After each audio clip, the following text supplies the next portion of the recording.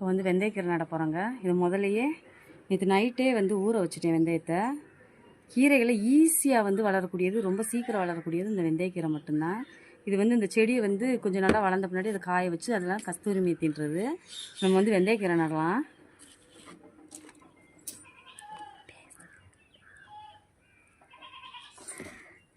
இதுவே நான் கலந்தது கோகோ பீட்டு உரம் எல்லாம் கலந்து வச்சுருக்கேன். அதுக்கு மேலே வந்து முட்டைக்கூடு இதெல்லாம் போட்டு கலந்தாச்சு.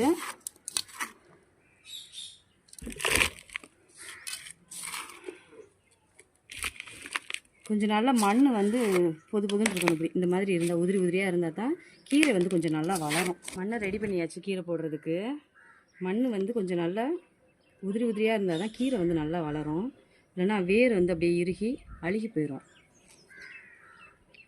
விதையை போட்டுக்கலாம். விதை போட்டுட்டு மேலே லேசாக மட்டும் மண் போட்டால் போதும். அதிகமாக போட்டோம்னா இறுகி போயிடும், வளராது. ஒரு 2 நாள்லையே முளைச்சி வர